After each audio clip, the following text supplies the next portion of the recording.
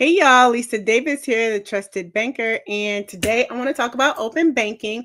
This is something that already exists in the United States, but because of the way things are going right now and with the deregulation in the financial industry, I think it's good to touch on what open banking is again so that you understand how your data and your information is out here being shared, and then talk about 10 things you can do to protect yourself about it. So let's just talk about um, first off, what is open banking? Let's just go through that and talk about what is open banking so that you understand what it is. So open banking is it's a new regulation that America has adopted that has been overseas for a while. And what open banking does is it's the practice of sharing customer data between banks and third-party providers. So third-party providers, TPPs.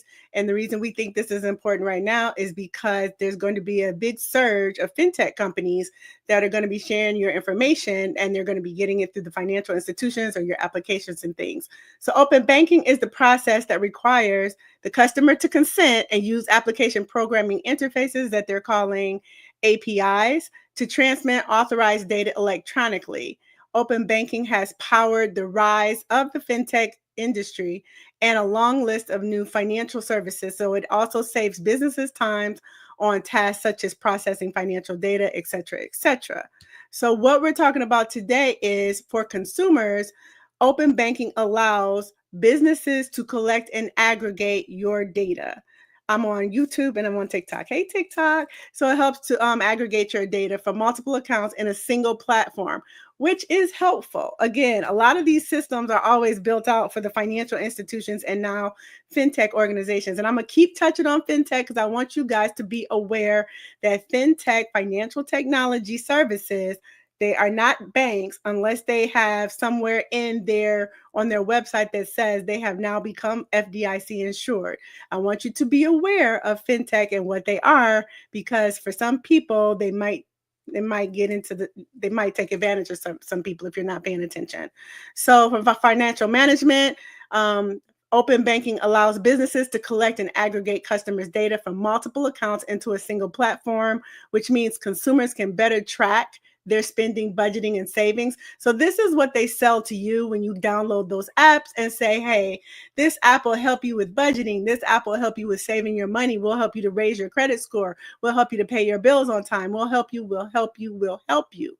Not understanding that really all of those things that they're talking about are your responsibility. And the more this government moves you away from understanding how you manage your money, how you pay your bills, and how you manage your credit is your responsibility versus somebody else's, the more they're going to keep you in a financial loss because you're not understanding how your actions have an actual reaction into the area that you're in as far as risk or income or credit worthiness, right? So don't rely too heavily on these apps. I'm going to keep saying that. We're moving into a digital age, and we've got a whole generation of kids that have grown up on a digital age, and they're very reliant on these apps, not understanding that these apps could be your friend or your foe.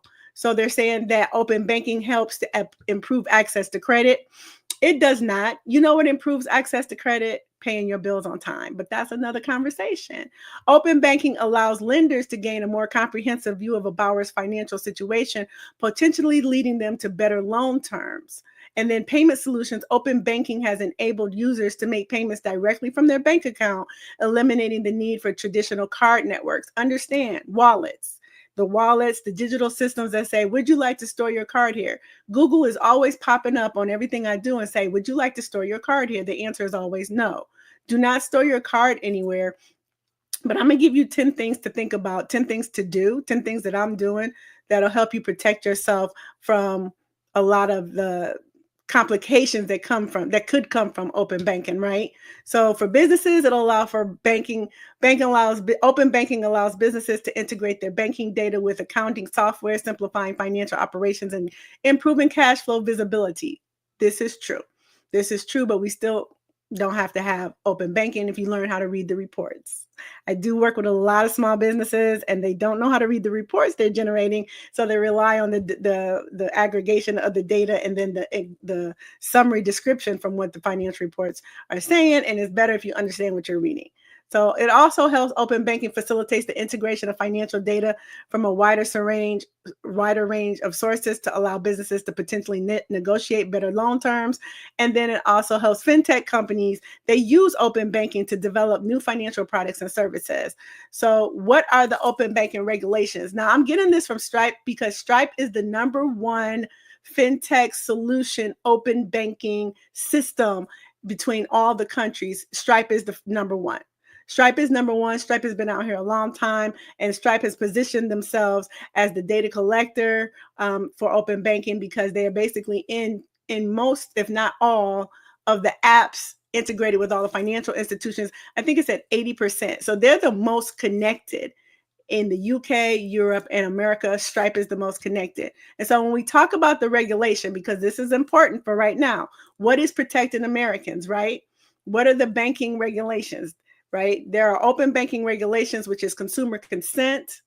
API consumer consent means that the consumer gives consent for their financial data to be used and to be governed out in the open banking system. And this regulation requires that banks can share customer data with other entities only after obtaining explicit consent. I'm pretty sure that the consent is the button that you push to say agree or disagree. The API standardization, application programming initiatives, interfaces. So open banking regulation requires the standardization of application programming interfaces, which makes it easier and safer to share access data across different systems and platforms. Again, remember, when you pay a bill online or you're buying tickets or whatever you're doing and it asks you to store the card, or even when you're going to buy something else and all of a sudden your data pops up and it's all your credit cards that you've previously used. This is API standardization. Access and rights responsibilities. This regulation defines the rights and responsibilities of all parties involved in open banking, including the conditions under which TPPs are allowed to access bank data. And then you've got your security protocols, which open banking regulations require rigorous security requirements to prevent data breaches and fraud. And then you've got regulatory oversight. Open banking regulations often require businesses to practice regular reporting, adhere to operational standards, and participate in security audits. So, who regulates open banking? Let's look at it. In Europe, open banking is regulated by Payment Services Directive. I'm not going to go into detail because I don't live into Europe. United Kingdom, following Brexit, the UK has retained the stipulation of PSD2. Not going into it, don't live there. Australia, the Consumer Right Data, CDR, regulates their open banking services. In the United States, nobody. Understand what I'm saying. The United States does not have an entity that is regulating your financial data. Do you know why? Because the Consumer Financial Protection Bureau was in the process. They had already approved a rule, and we're going to go over that rule that they approved as far as for open banking on how consumers can be protected. We're going to go through that because the data sharing services in this country is astronomically crazy. It is rampant. People are getting hacked left and right. And the only thing I want to do today is make you aware of what open banking is and give you 10 tips to protect yourself against hackers, because we don't have a regulatory authority over open banking right now. And with the deregulation of the financial industry, it's important that you're going to be a little bit more vigilant about how you share your information, share your data, share your financial information, pay your bills, manage your credit, manage your budget, right? These are going to be more up to you because there's nobody regulating if you get hacked, what happens, right? So there's nothing right now. So I want to go over into, let me stop sharing this right quick. And I want to pull up the CFPB. This is the rule that the CFPB put out before they were weakened, right? So this came out in October 2024. So it was some preparation being done. This has been looked at for the last 15 years. Open banking has been prevalent in Europe again, UK again. It's new to America. And I just noticed that, and the reason I'm talking about this is because the text messages that I'm getting right now, I know they're hacks. The emails that I get, I know they're hacks, which tells me that our information is not being secure. And so I wanted to just share with you the things that I do, because y'all are always asking, TTB, what do you do? What are the things you do to protect yourself? Because I really don't get hacked. My accounts don't get drained. My money doesn't get stolen. My cards I don't get fraud.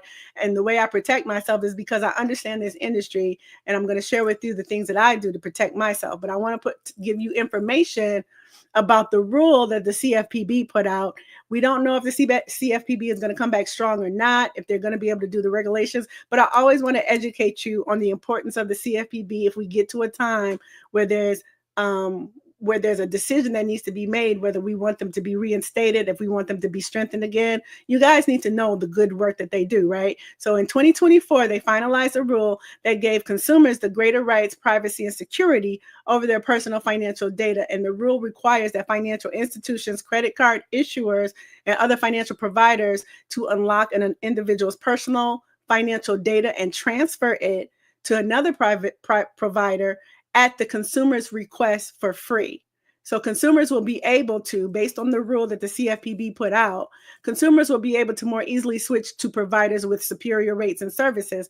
By fueling competition, the consumer's choice, the rule will help lower prices on loans and improve customer service across payment, credits, and banking markets. Now, all this could be true, right? But how do they protect? Because see, if these entities didn't follow the rules, if you were with Stripe or PayPal or whatever, and they weren't following the rules, you could go to the CFPB, who would go in eventually and tap them on the shoulder like, hey, what's up? You're not following the rules. Do you want to get fined, right? So the rule says consumers will be able to access or authorize a third party to access data such as transaction information, account balance information, information needed to initiate payments, upcoming bill information, and basic account verification information. Financial providers must make this information available without charging fees. So that means that these are all the things. That's a lot of information for them to be sharing between systems, between entities, between fintech and financial, between credit card and online, between buying tickets, Ticketmaster, airlines, anything that you go online to do, right? So the rule moves the United States closer to having a competitive, safe, secure, and reliable open banking system, right? So these are the things that if there was no compliance to the rule could happen. So if the CFPB was still strengthened right now, the rule would say if you did not allow or give fintechs the ability to share your information, you could fire fintechs and the banks that provide lousy services. So consumers would be able to transfer their bank data back to another bank, ensuring consumers can keep much of their banking history as they switch to another financial institution, and people would not have to pay fees to clear hurdles from companies that make it harder to switch for providers. The CFPB would have helped stress that the fintech and financial institutions would have followed this rule. If you wanted to switch, you should have been able to switch for free and for no hassle. You would be able to shop for better rates on products and services. Consumers will be able to comparison shop and move from competitor to competitor, offering a better rate, such as higher interest rates on deposits or lower interest rates on loan. Higher interest rates, right? We're all looking for those high yield savings accounts, and lower interest rates on those mortgage products or those car loan products and things like that, business loan products, right? You would have been able to do that. If you're not able to do that now, there's nobody to let know that, because if they're not allowing you to comparative shop, which has always been the law here, that you are able to comparative shop, which is why we always told you getting your credit pulled a couple of times is not a problem. But now you can just move information over without everybody having to do that. It sounds like access to the credit or obtain credit on better terms. Make secure payments, including the pay by bank. This rule ensures consumers are able to securely share payment information, which can enable what is sometimes referred to as pay by bank. The final rule strengthens protections for consumer data. The third parties can only collect, use, or retain data to deliver the product the consumer requested. This is the regulation part, right?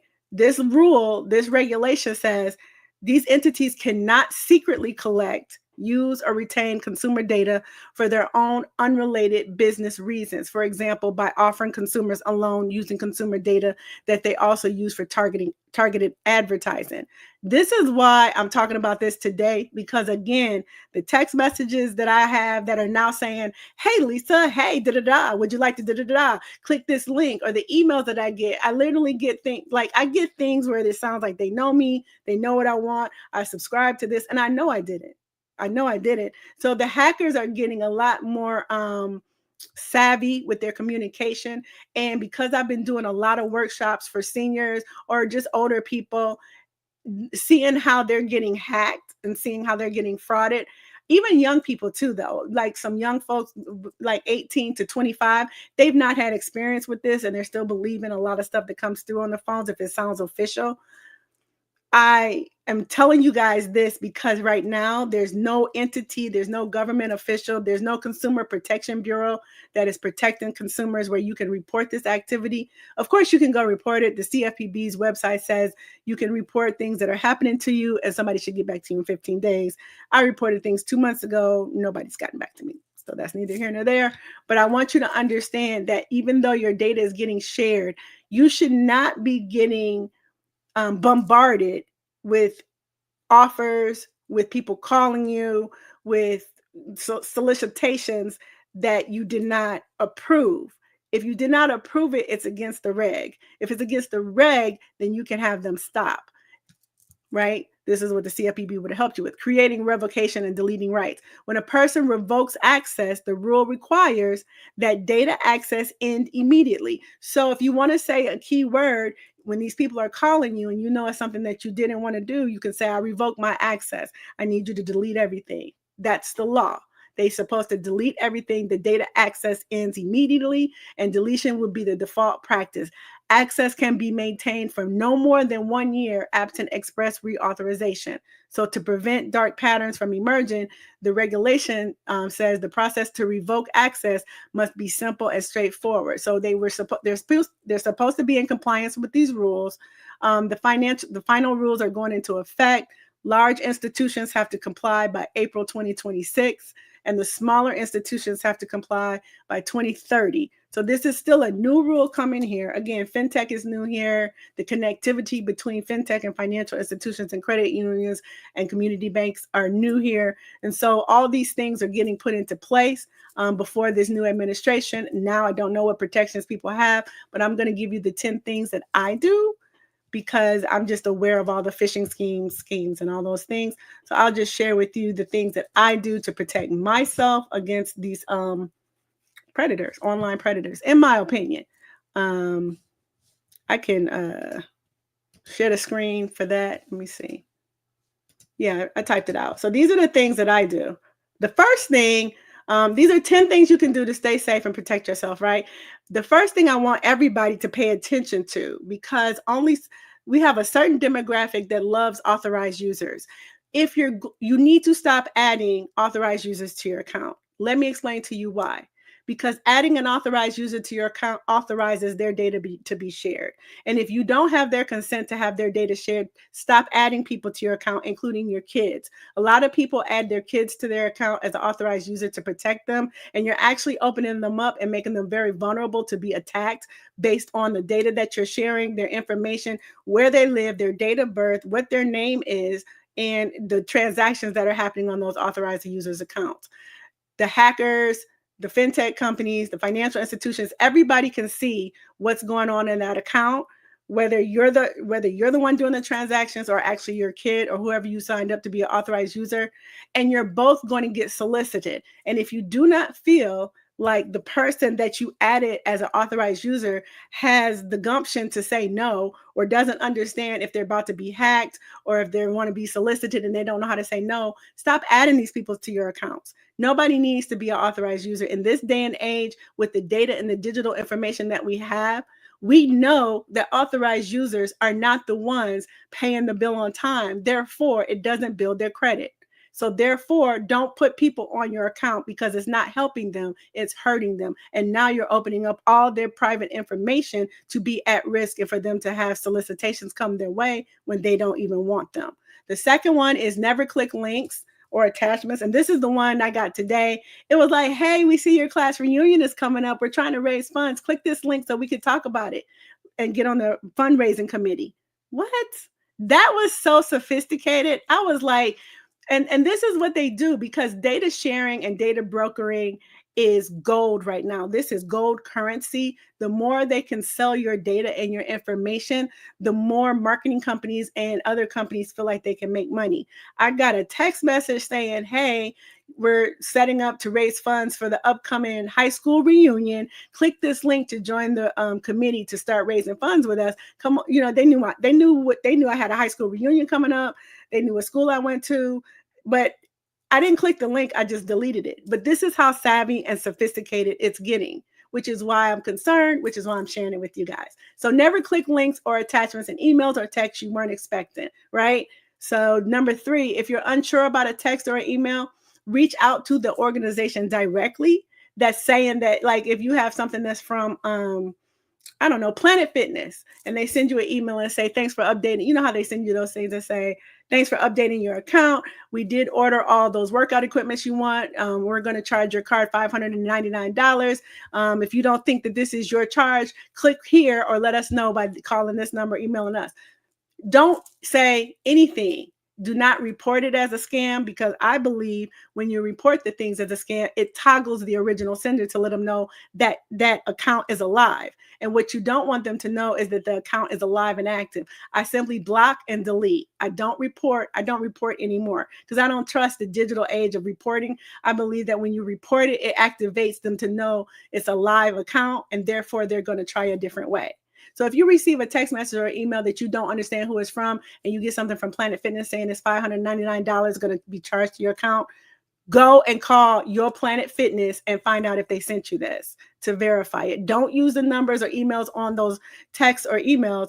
Call them directly. We all know how to call Planet Fitness. If it's DHL, if it's UPS, if it's USPS, anything they send you when they're about to charge your account, call the company directly, that you know how to contact the company, not the numbers that they have in those emails or texts.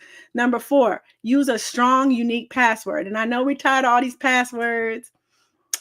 I'm tired of all the passwords, right? But if you don't know how to create a strong password, it is helpful for those automatically created ones, and they're very strong and they help to keep people out. But you can use a strong password for every account, and consider getting a trusted password manager. I have a password manager as well, and I store my passwords there. Number 5 is enable a multi-factor authentication system on all accounts that offer it, adding an extra layer of protection. So what this means is I've used Duo. I now have Microsoft's integration authentication app. There's another one that I feel like I've used. These are apps you can download. Go look for an authentication app. And what it does is you can add your accounts in there that you want an extra layer of protection for. And every time you go to log in, it'll say input the code number from your authentication app, and you go to that app and you use the code number that it creates to add into your sign-on area. It gives you double, if not triple, authenticity of logging in, so that you have protection and anybody can't just access those accounts. So look for authentication apps, multi-factor authentication apps. Again, I use Duo, D-U-O, and then I also use Microsoft Integrate. I forgot what Microsoft is called, but I got that with the whole system that I bought through Microsoft. Number 6, regularly monitor your bank and credit accounts. I've been telling y'all this. If y'all been following me for any time, every single banker I know, the first thing we do every morning is check all of our accounts.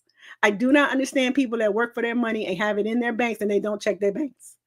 Every single day, it takes you 2 minutes. Check your account. If there's a penny missing that you don't understand where it got missing from, follow up on that. Call that 800 number in the transaction details and find out why somebody taking a penny. Because if they took a penny today, they probably took $10 last week and $50 the month ago. Follow up on every strange transaction that comes in there. That is why you need to look into your bank account every single day. Everybody got a cell phone. Everybody can log in every day. Before you get on any social media, get on your bank account. I don't care if you don't like what it looks like. I don't care if it's negative. Make sure the negativity is your negativity and not somebody else's negativity. Check it. Number 7, keep your software and all apps updated to ensure you have the latest security patches and protections against vulnerabilities. Update the apps that are storing the money, update your apps. Just keep them all updated so that they're not vulnerable and nobody can hack into them. Number 8, be cautious when using public Wi-Fi. Very important. I never check my bank accounts at the airport. I never check my bank accounts when I'm out in public. I don't check sensitive information in public. I don't log in to anything sensitive in public on public Wi-Fi. Just don't do it. It gives you open. It makes you vulnerable.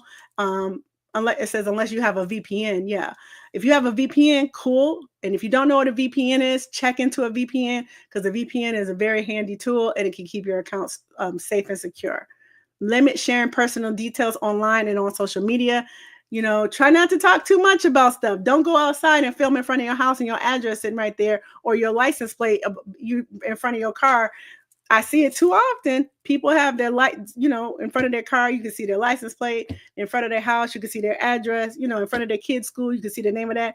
We have people that know how to find you based on the what do they call them? The landmarks that are in your video. Literally, my daughter is a millennial, and she's they grew up on social media. She's a social media sleuth expert. That's what she says. So yeah, try not to have information online on social media that can give people information about you too personally, right? And then number 10, stay educated about common scams, right? Cybersecurity trends. The more informed you are, and the better you can recognize and avoid threats. Stay up to date on it. Make sure that you know. And I know this sounds like, for some people, this is just regular information. But again, I'm doing these workshops, and these people, when I say seniors, 50, 55, like they're not that old. When I say I talk to young people, I talked to somebody that was 23 years old that had somebody come up to her at her new house where she was living and told her something.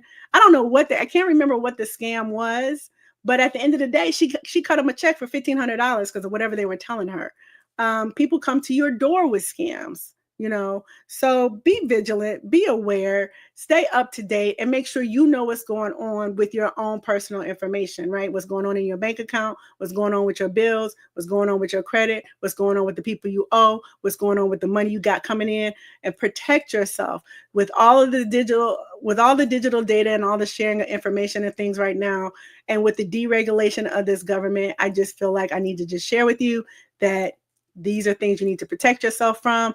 The list is on YouTube. I did pull it up on YouTube. So for all those that are following me on TikTok, I did the whole thing on YouTube. What does it say about our protections? What does it say about your protection? The protections are saying, so if we talked about the things you could do. The problem is the protections that are in place. I'll just go through it right quick again. There are protections in the regulation. The problem is the regulatory agency has been weakened and told not to do any work right now. So the protections are, you can, for the consumer, to strengthen protections for the consumer, third parties can only collect or retain data to deliver the product the consumer requested. So it says the protection is they are not allowed to secretly collect, use, or retain consumers' data for their own unrelated business reasons. For example, by offering a consumer a loan for consumer data, they also use it to target advertising, which is what they're doing these days, right?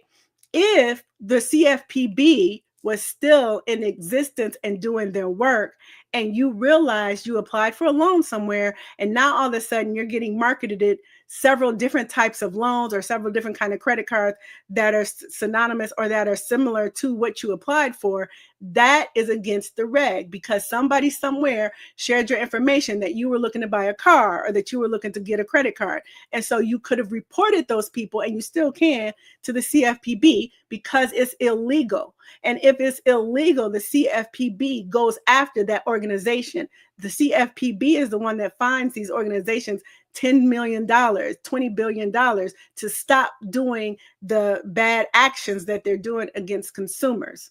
So the protections are written clear. However, the entity that enforced the protection has been weakened, right? The other protection is when a person revokes. So let's say you revoke access. The rule requires that data access in immediately, and deletion would be the default practice. Access can be maintained no more than 1 year absent express reauthorization. So that means if you apply for something or you put your data in something and you're buying something or whatever, if you ask them to remove it, they have to. If they don't, then you could have went to the CFPB to report them. And again, that's the law that the CFPB would have came down on them and fined them and held them accountable for their bad actions. And eventually these places either get shut down or they get charged so much money they can't afford that they go out of business, right? But because the CFPB has been weakened, most states do have consumer protection. Some states have the consumer protection area at the state. However, the CFPB was our big governing entity that protected consumers and actually followed up. I mean, thousands and thousands and thousands of consent orders, fines, and fees have been applied to multiple entities because the Consumer Financial Protection Bureau has been following up on all complaints that they get about whenever consumers are being charged wrong, misused, fraud, all those things. So that's the law. The law is here, clear as day. They can, it sounds simple, but if somebody goes against it and they secretly come after you, they secretly start marketing to you, they secretly start advertising to you when all you did was apply for something, or they secretly start sharing your information, or the law is that they could get in trouble. Just understand that. So if you start to see things, you can report it to the CFPB, and you can also see if your state has any kind of protection for you. But that's the law. That's the law. Hold on 1 second. You said, as a senior, a grandmother with young adult grands, I appreciate this information. Thank you. You're welcome, Coach Susan. You're welcome. But now I see. Oh, you answered it. It will. But we have to be vigilant about our business. Companies don't follow. Yep, 100%. The companies don't follow rules. That's why I wanted to talk about it today. Because like I said, when I got that text message about my upcoming class reunion, and they was like, click this link. I'm like, ain't nobody in my high school sending me a link without saying, hey, what up, doe? This is da da da da da da. Like, you didn't even say your name. I was like, let me talk to my people, because I want y'all to be aware that the scammers are getting scammier. They're getting much more scammier. Be vigilant. If it don't look and feel good, question it and trust your gut and delete and block. Seriously, that's the best we can do, right? Trust your gut. If it don't feel good, if it don't look good, delete and block. Don't give any information. Don't click any links. Don't respond. Don't ask who is this. Don't do none of that stuff, and don't even report it. Block and delete. I feel like reporting, again, to me, reporting means that they can now see at least that account is active. You know what I'm saying? And at least they'll try to target it a different way. So I always block and delete. All right. So, hey, y'all. All right. So that's all I got for you today. I will be back a little later. I want to talk about these pensions that they're attacking. So we're going to talk about that later. If you like this video, please like, share, and subscribe. I'm still building my YouTube channel. I'm still building it over here. So yes, please like, share, and subscribe. And I'll be back a little bit later. Talk to you later. Bye. You're welcome. Talk to you guys later. Bye.